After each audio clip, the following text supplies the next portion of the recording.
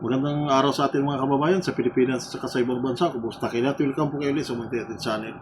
Sa mga viewers po natin, hindi pa nakapag-subscribe, subscribe na tayo sa ating FB, James Sasso, sa ating mga TikTok, MSTV123, at saka James Sasso. Sa YouTube naman, MSTV Official YT, para po kung may mga bagong upload, na-update tayo. Pag-usapan natin dito is yung nagaganap na rally nila sa Dahig. So dito, makikita natin na nagsasalita si BP Sara. So ang ano kasi dito is lantaran na binangga na ni BP Sara ng ICC, talaga binatikos niya.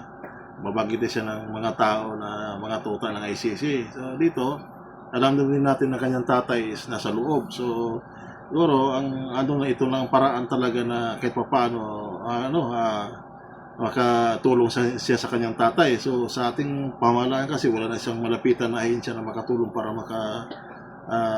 labas pa na yung tatay. So dito, ano papansin natin dito is nakikipagsanib siya kay President Trump dahil alam din natin na si President Trump is gusto niyang buwagin yung ICC. So kung dudugtungin kasi natin, parang ang ginawa ni BP Sara is sunod sa panawagan ni President Trump para makita naman ng buong mundo na si BP Sara mismo, so ayaw niyang sumuporta doon sa ICC. So pagdating ng panahon, malaking bagay ito dahil kumpara rin si BP Sara na maging presidente sa 2028, mas marami pang mga bansa dito na ma-influensya ng BP Sara na mag-withdraw rin ng suporta.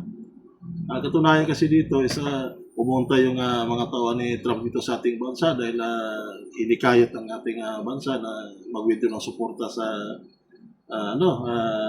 mga ICC. Yun nga lang, hindi ito nangyayari. Kaya tataka tayo kinabukasan na biglang nagbago yung desisyon ni Trump at pinatungan tayo ng panibagong taripa sa ating mga produkto. So dito, makikita natin kung dudugtungin natin, parang ang ginawa niya, suportahan niya si BP Sara dahil ito yung malakas na kandidato dito sa 2028 dahil mapakinabangan din niya ito kung anong mga plano ni Trump dito sa ating bansa, lalo sa pagnegosyo dahil negosyo ito.